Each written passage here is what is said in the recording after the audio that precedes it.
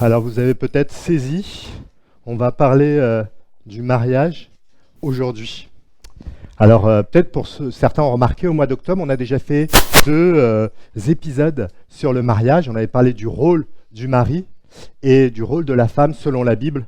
Et vous pourrez revoir ces deux vidéos sur notre chaîne YouTube. Merci à l'équipe communication qui s'occupe de cette chaîne-là. Alors la question qu'on peut se demander, c'est pourquoi faire un troisième épisode? C'est vrai qu'on aurait pu couper ce texte en deux parties. Pourquoi l'avoir coupé en trois parties? C'est un frère de l'Église qui demandait, il y a 10 jours, quel est l'intérêt? Quel est l'intérêt de revenir déjà une deuxième fois sur le mariage pour ceux parmi nous qui sont célibataires? Quel est l'intérêt? C'est peut-être une bonne question que certains d'entre vous et d'entre nous se posent ce matin. Quel est l'intérêt? La Bible commence par un mariage. La Bible commence par un mariage. Pratiquement au début de la Bible, on parle déjà d'un mariage, au 2e chapitre de la Bible. Le mariage entre Adam et son épouse, Ève. Et la Bible termine aussi par un mariage. Dans les tout derniers chapitres de la Bible, Jésus et son épouse, l'Église. Donc, le thème du mariage est un thème qui est au début de la Bible et à la fin de la Bible, et qui, on va voir, parcourt toute la Bible comme un fil rouge. Et à travers ce thème, Dieu, en fait, veut nous donner une signification bien plus grande même qu'un mariage entre un homme et une femme qui dure plusieurs décennies pour certains, ou une signification qu'on peut trouver qui est même une grande importance pour ceux qui sont mariés, mais aussi pour ceux qui ne sont pas mariés. Et c'est ce que nous allons voir ce matin pour que ce texte soit un encouragement, quelle que soit notre situation matrimoniale, on va dire. Alors juste pour vous rappeler, on est en train de parcourir la lettre aux Éphésiens. On avait parcouru pendant toute l'année 2003 et on va continuer à le faire, Dieu voulant. Au printemps, on avait parcouru les 3 premiers chapitres de cette lettre, où, comme disait Paul au chapitre 1, verset 10, selon ce plan, tout ce qui est au ciel et tout ce qui est sur la terre doit être réuni sous le gouvernement de Jésus-Christ.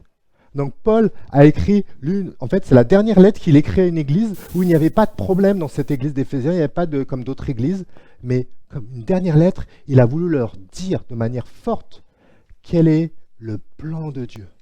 Et le plan de Dieu, c'est ça, de réunir tout ce qui est au ciel, sur la terre, sous la gouvernance de Jésus-Christ. Voilà ce plan de Dieu. Et pour ceux qui ont accepté le message de Jésus-Christ parmi nous, nous sommes beaucoup, ils ont la faveur imméritée, la grâce d'être intégrés dans ce plan-là. Est-ce que vous vous rendez compte? Vous avez été intégrés dans ce plan merveilleux. Et pour pas que ça reste juste dans le côté « Ah ouais, c'est bien, c'est sympa », dans les chapitres 4 à 6, Paul est en train de dire la conséquence de cette intégration. Marchons d'une manière digne de l'Évangile. Le fait d'avoir été intégré dans ce plan merveilleux, pour ceux qui ont accepté le message de Jésus-Christ, ça doit avoir un impact puissant, qui dépasse le dimanche matin, bien sûr. Marcher d'une manière digne de l'Évangile. Et ça doit se voir dans nos semaines, dès demain matin, dans toutes nos relations, comme on a pu le voir déjà dans les chapitres précédents. Et là, on est en train de voir même dans les relations les plus intimes. Même dans les relations les plus intimes. Et on verra dimanche prochain avec Gaël sur les parents avec les enfants, la suite du texte qui suit ce que Kachi a lu tout à l'heure. On verra. Mais ce matin, nous allons rester encore un dernier épisode sur le mariage. Que Dieu puisse nous encourager, quelle que soit notre situation actuelle. Prions. Seigneur, on veut te remettre ce texte, on veut se remettre ta parole de vie comme nous avons lu dans le psaume 119. C'est toi qui l'as inspiré, Seigneur. Et tu veux que nous la vivions, Seigneur, avec joie, avec grâce, Seigneur. Tu connais chacune de nos situations personnelles, tu connais nos histoires, Seigneur, avec des hauts et des bas, Seigneur. Viens nous rencontrer chacun et chacune ce matin, Seigneur. Dans notre diversité de situations matrimoniales, viens nous toucher, Seigneur. Et viens nous donner le sens du mariage, Seigneur, pour que qui que nous soyons, Seigneur, nous puissions le refléter, Seigneur, dans notre quotidien, dans nos vies, dans nos relations intimes, Seigneur, dans toutes nos relations et dans ce monde qui en a vraiment besoin, Seigneur. Amen. Donc, je disais donc, on est dans Éphésiens 5, versets 31 à 33, 3 versets pour nous ce matin. On va revenir au verset 31 qui nous parle d'une unité que nous venons de lire. C'est pourquoi l'homme quittera son père et sa mère pour s'attacher à sa femme et les deux ne feront plus qu'une seule chair. Donc il y a une unité qui est évoquée ici dans le mariage. Et on l'avait déjà dit avec Gaël il y a 2 semaines, mais ce verset, pour ceux qui ne savent pas, est une reprise mot pour mot de Genèse 2, 24. Paul recite ce verset qui est au début de la Bible. Et il n'y a pas que Paul qui l'a cité. Jésus aussi, dans les évangiles, a cité ce verset emblématique de la Bible. L'homme quittera son père et sa mère et s'attachera à sa femme. Donc c'est peut-être une petite pointe dans le cœur pour les mamans parmi nous. Si un jour votre fils se mariera, vous le verrez un peu moins. Désolé. Et s'attacher à sa femme, un nouveau départ, un changement. Et un nouveau départ. Quitter son père et sa mère, c'est aussi un nouveau départ dans son cheminement, dans sa manière de vivre. Peut-être pour certains d'entre nous, on a reçu une assez bonne éducation. Merci Seigneur pour cette grâce. Mais le mariage est quand même un changement, une rupture, pas une photocopie de ce qu'on a reçu. Un nouveau contexte de vie, quelque chose de différent à vivre. Et cette unité, c'est aussi considérer le point de vue de l'autre. Et ça, c'est pas facile, l'unité. Parce qu'on aime bien quand les choses se passent comme nous on désire. Quand ça correspond au désir de nos cœurs, on se sent tellement bien. L'unité montre une confrontation de 2 regards qui sont appelés à s'attacher et à construire quelque chose de nouveau. Mais là, on a dit que c'était une reprise de Genèse 2, 24, et quelque chose de très important dans la Bible, très très important dans la méditation de la Bible, dans la lecture de la Bible, même quand on cite la Bible, c'est de regarder le contexte d'un verset. Parce que ça peut être un danger pour nous tous, un piège même, de citer des versets et sans regarder le contexte et donc passer complètement à côté du message de Dieu. Faisons attention, chers frères et sœurs. Et Genèse 2, 24, et comme vous vous en doutez, dans Genèse 2, il serait intéressant de regarder Genèse 2 pour voir dans quel contexte Dieu lui-même a prononcé cette parole. Dans quel contexte Dieu lui-même a prononcé cette parole. Au verset 15 de Genèse 2, justement, on voit Dieu qui donne une mission à Adam, l'homme, Adam. Il lui donne une mission, cultiver et garder le monde. Prendre soin de ce monde. C'est une mission tellement actuelle encore en 2023, quand on voit l'état du monde, et peut-être l'état même de notre monde personnel ou de notre monde familial. La mission que donne Dieu à Adam. Une belle mission, un sens pour nos existences. Mais problème, verset 18, Adam ne peut pas accomplir cette mission seul. Adam ne peut pas. Et là, Dieu, toujours à l'initiative, lui présente une équipière de choc et de charme, son épouse. C'est le cadre de cette mission qu'il y a cette relation intime à construire. Ce n'est pas l'unité pour l'unité dans un couple, c'est dans le cadre de cette mission que Dieu instaure le mariage, l'union à vivre. Il y a un an, on avait parlé ici d'Ananias et Saphira. C'était un couple unis dans leur projet personnel, unis pour leur compte en banque, unis pour plein de choses, mais pas unis pour la mission de Dieu. C'est dans ce cadre qu'est placé ce verset 31, qui est aussi dans Genèse, qui est aussi dans les évangiles, un verset important. La notion de former une seule chair, c'est une alliance, un lien, une complicité particulière, à part. Et quand ce verset est cité pour la première fois dans la Bible, dans Genèse 2, c'était un mariage parfait, sans péché. L'unité parfaite entre un homme et une femme, égaux en dignité et en valeur, avec une complémentarité, on l'a déjà évoqué, je fais encore une pub pour nos vidéos sur la chaîne YouTube. Adam, créé le premier, Ève, appelée à être sa partenaire, son allié, sa complice. Dieu leur donne cette mission de cultiver ce monde, de œuvrer en harmonie pour le rayonnement de la gloire de Dieu sur la terre. Malheureusement, vous savez pour beaucoup, dès Genèse 3, le chapitre suivant, l'harmonie entre Adam et Ève est rompue. En fait, l'harmonie entre Adam et Dieu et entre Ève et Dieu est rompue avant, ce qui implique cette disharmonie entre Adam et Ève. Le péché, dans Genèse 3, se manifeste dans le cœur de l'homme, dans le cœur de la femme. Et à partir de Genèse 4, 5, dans le cœur de tous leurs descendants et dans l'humanité entière. Et en ayant ce regard biblique de la situation, on comprend l'actualité, on comprend les tensions, les géopolitiques que l'on sait au Proche-Orient, mais on comprend aussi les petites guerres qu'il peut y avoir entre voisins, dans nos quartiers, dans nos entreprises, dans nos familles, dans nos foyers, dans toutes nos relations. La rupture dans le premier couple nous renvoie à la relation brisée quelque part entre les hommes, mais avant tout entre Dieu et les hommes.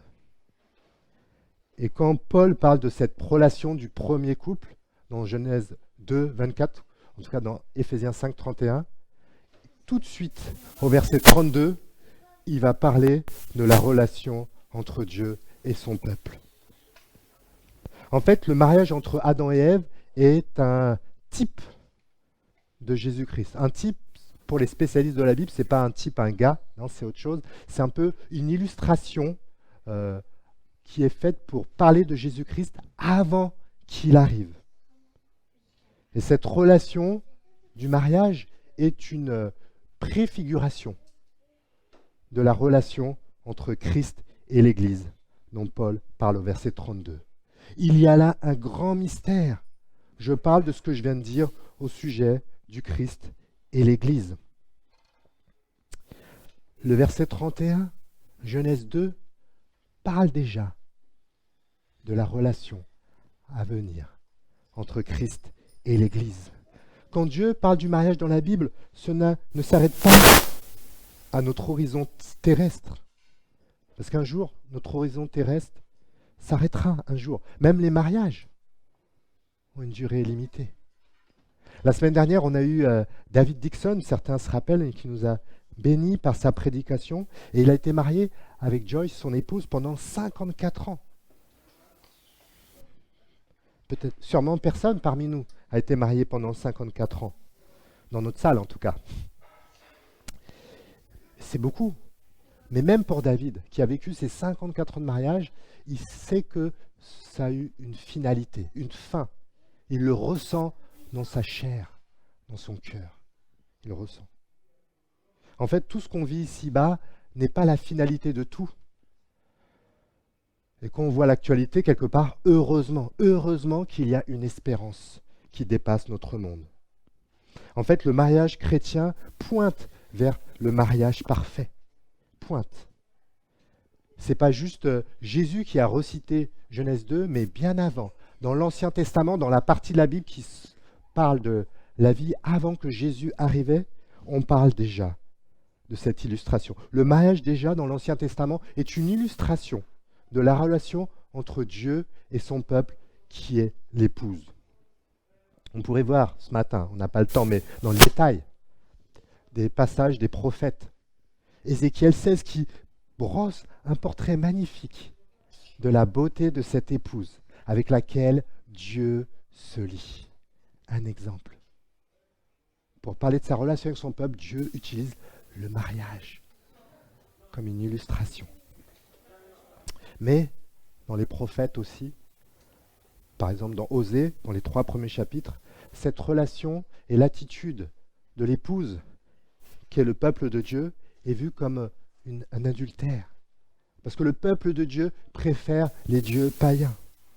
Et c'est tragique parce que Dieu, en fait, est pour son peuple comme un mari tendre, dévoué, aimant. C'est tragique. C'est tragique. Et cela nous concerne aussi parce qu'on peut être tenté aussi de cet adultère spirituel aujourd'hui en 2023. Quand nos dieux ne sont pas des statuettes, ça peut nous sembler ridicule avec notre modernité du 3e millénaire. Mais nous avons d'autres divinités. Le confort, la popularité, le pouvoir, l'argent, le plaisir. Ces choses ne sont pas mauvaises, bien sûr, évidemment, si Dieu nous permet de les expérimenter. Mais elles deviennent des amants pour l'épouse lorsqu'elles prennent la place dans le cœur qui revient à Dieu lui-même. Mais l'Ancien Testament déjà nous annonce une bonne nouvelle. Dans Ézéchiel 16, il est écrit « Mais je me souviendrai de l'alliance que j'ai faite avec toi, déclare l'Éternel, et j'établirai avec toi une alliance durable. Alors tu te souviendras quand je ferai l'expiation de tout ce que tu as fait, déclare l'Éternel. » Voilà le mari qu'est Dieu. Alors que son peuple le trahit pour différentes choses, différentes divinités, il garde cet amour puissant. Il propose une alliance future, une alliance durable, une alliance éternelle. Et il parle de l'expiation pour ce que tu as fait. Ce que tu as fait, c'est trahison. L'expiation, c'est Dieu lui-même qui va proposer l'expiation. C'est lui qui est trahi. Et c'est lui qui va venir mourir pour nous. Quel amour merveilleux. Quel amour merveilleux. Et tout cela est une figure aussi, prépare l'arrivée de Jésus-Christ. Dans Éphésiens, justement, au 1er chapitre, verset 4, il est écrit que avant la fondation du monde, Dieu a choisi de racheter son peuple par son Fils. Avant la fondation du monde. C'est-à-dire, quelque part, Dieu a rédigé le faire-part du mariage de son Fils Jésus avec son peuple, l'Église, avant même que nous existions les uns les autres. C'était un projet de Dieu. Et vous avez peut-être remarqué que dès le début de son action publique, Jésus s'appelle l'époux. L'époux, comme une image. Christ a aimé l'Église. Ah, je suis allé en avance. Juste la slide d'avant. Christ a aimé l'Église. Il a donné sa vie pour elle. Voilà. Christ a aimé l'Église et il a donné sa vie pour elle. C'est le moment culminant de l'amour de Dieu. Quand Jésus-Christ est venu et a payé le prix en mourant sur la croix, il a subi la punition de nos adultères spirituels. Il a effacé l'ardoise malgré la profondeur de notre péché. Son amour est incomparable. Et grâce à lui, un nouveau départ est possible. Libéré de l'esclavage du péché, un nouveau départ est possible. C'est un mystère, nous disait Paul. Il y a là un grand mystère. Un mystère dans le Nouveau Testament, ce n'est pas un message secret que seulement les plus spirituels d'entre nous peuvent saisir, tellement c'est mystérieux. Non, ce n'est pas du tout ça. C'est qu'à un moment, Dieu dévoile à tous les hommes de toutes les cultures un message qui était caché aux générations précédentes. Et le mystère dont Paul parle ici, c'est cette seule chair que Christ fera à son Église, avec son Église. Un jour, ça arrivera.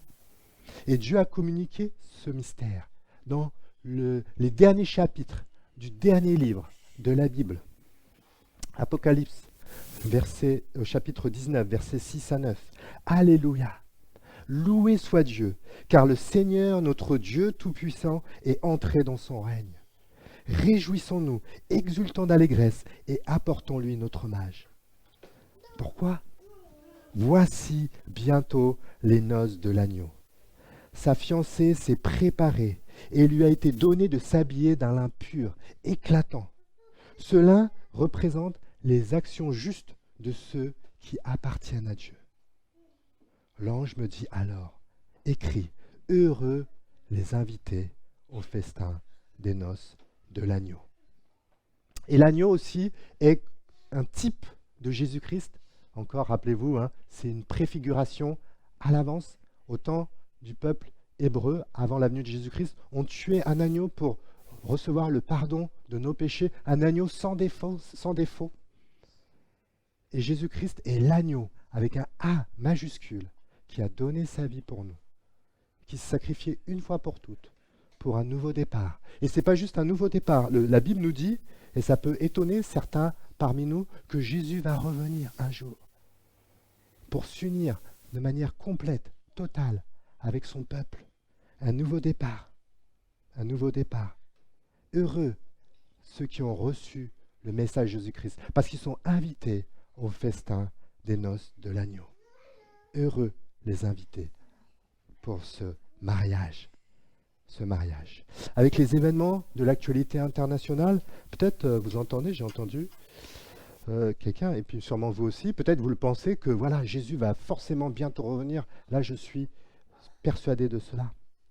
Mais comment en être si persuadé alors que Jésus a dit que personne ne connaît ni le jour ni l'heure à ses disciples qui voulaient savoir quand est-ce qu'il va revenir. Quelque part, elle a dit, c'est pas votre problème. C'est pas votre problème. Mais ce jour-là va arriver. Les spécialistes de la Bible ne sont pas d'accord forcément sur tous les détails des événements avant, mais ce n'est pas là le sujet principal pour nous. La Bible nous dit que c'est un mariage glorieux. Un jour, Jésus viendra chercher son épouse, l'Église, pour une union éternelle. Quelque chose de merveilleux que nous n'avons jamais connu. Heureux ceux qui sont invités au festin des noces de l'agneau. Et au verset 33, notre dernier verset du jour, Paul reparle du mariage entre un homme et une femme. Il fait des allers-retours comme ça, parce qu'il y a une imbrication des deux, l'un dans l'autre. Le mariage entre un homme et une femme est appelé à s'inspirer du mariage entre Christ et son épouse pour vivre cette unité, vivre cette complicité, vivre la mission qui fonde cette union que Dieu a voulu. Mais le mariage ultime entre Christ et l'Église est là aussi pour modeler le mariage chrétien. Il y avait une épouse de pasteur qui est veuve depuis le mois de juin et elle était mariée depuis 48 ans, elle est veuve depuis le mois de juin. Et il y a quelques années, je sais, elle avait dit dans notre relation avec Dieu, dans notre relation personnelle que chacun peut avoir avec Dieu, il y a des hauts et des bas. Et pourtant, l'un des deux est parfait. Alors imaginez dans une relation de couple, de mariage, où les deux sont imparfaits, où malheureusement le péché peut se manifester encore chez l'un et chez l'autre. Paul veut nous encourager, donc, dans ce verset 33, que chaque mari aime sa femme. Le verset 25 qu'on avait vu nous disait même le mari, encourager le mari à aimer son épouse comme Christ a aimé l'Église. Voilà la référence ultime pour un mari chrétien. Se donner pour son épouse sans compter pour son épanouissement. Et aussi, quand on dit épanouissement, aussi ça concerne l'encourager dans son cheminement avec l'époux, avec un grand E. Le verset 22 qu'on avait vu aussi dans ces dernières semaines, encourager les épouses à honorer respectueusement leur mari, en reconnaissant la vocation d'autorité que Dieu lui a confiée. Et si un mari se donne pour elle, comme Christ s'est donné pour son Église, quelle faveur pour elle, quelle confiance, quelle harmonie aussi à vivre, qui reflète toujours plus l'union parfaite qui arrivera un jour entre Christ et son Église. Quelques mots de conclusion pour nous ce matin, quelques mots de conclusion, en fonction un peu de nos diverses situations. Heureux les invités au festin des noces de l'agneau. Peut-être certains parmi nous, sûrement c'est obligé, certains parmi nous n'ont pas accepté encore pour eux ce message de Jésus-Christ, cet évangile. C'est peut-être l'occasion, peut-être pour toi, pour commencer à cheminer, pour être invité au festin de noces de l'agneau. Cheminer avec Jésus-Christ, l'époux avec un grand E. C'est la relation la plus grande que tu pourras vivre ici-bas. Et il t'aimera comme personne ne t'a jamais aimé. Il a donné sa vie pour toi, malgré ton péché, pour t'offrir un nouveau départ, pour une relation éternelle. Heureux les invités au festin des noces de l'agneau. Quelques-uns nous ont même parlé du baptême ces dernières semaines. Et peut-être c'est l'occasion, peut-être pour certains, de passer le cap du baptême après notre belle session de juin dernier. Peut-être. N'hésitez pas à venir voir Gaël ou moi-même pour échanger à ce sujet. Vivre des baptêmes comme des temps de fiançailles. Des fiançailles qui préparent cette noce à venir. Prions aussi pour tous les couples de notre Église. Même si on n'est pas marié, on peut prier pour les couples de notre Église. Pour que chaque couple de notre Église puisse refléter toujours plus la future et glorieuse union du Christ avec son épouse. Et pour les couples aussi, de cheminer ensemble, peut-être lire la Bible ensemble, prier ensemble. On a des amis qui étaient mariés depuis, je ne peux pas compter, mais une quarantaine d'années aussi, qui nous disaient dimanche dernier, voilà, des fois on lit la Bible ensemble. Et ça nous fait du bien, ça nous encourage, ça fait baisser les tensions. Prier, lire la Bible ensemble, il y a différentes manières de le vivre en fonction de nos personnalités, de nos histoires. Mais la parole de Dieu, avoir une place centrale dans nos couples, dans nos foyers. Une nouveauté. Et peut-être les couples peuvent s'encourager. Chaque couple est différent, va vivre les choses à sa manière. Mais prions aussi pour les couples. Pas que pour eux, les amis, mais pour la gloire de Dieu. Et nous prions pour tous, célibataires ou mariés. On a parlé de la parole de Dieu, que nous puissions la méditer. Encore une sœur qui nous partageait hier qu'elle avait à cœur une autre sœur de l'Église qui était en train de cheminer de manière inquiétante pour elle. Et elle disait, mais elle encourageait à méditer la parole parce que la sœur ne le faisait pas trop. On a besoin de méditer la parole.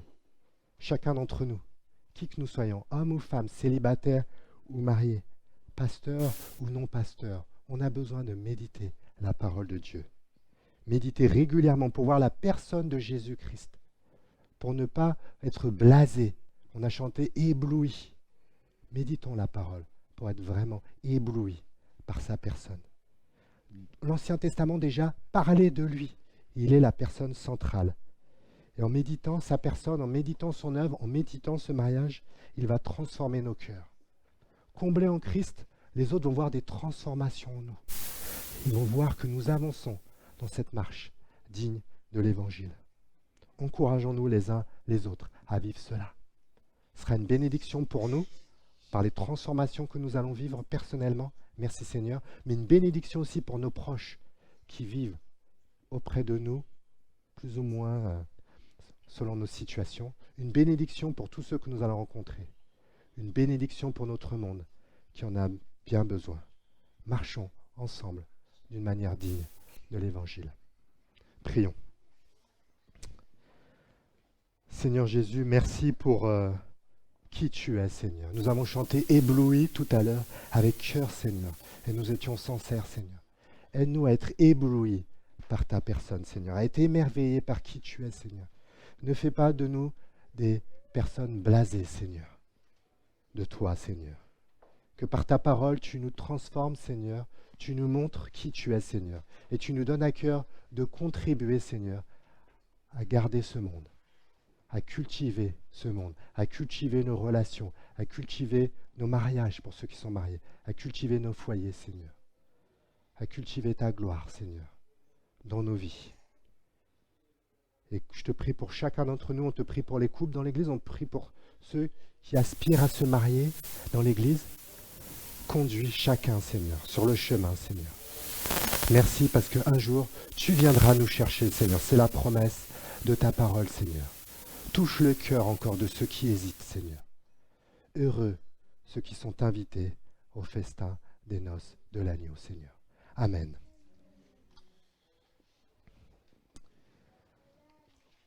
On va passer au repas.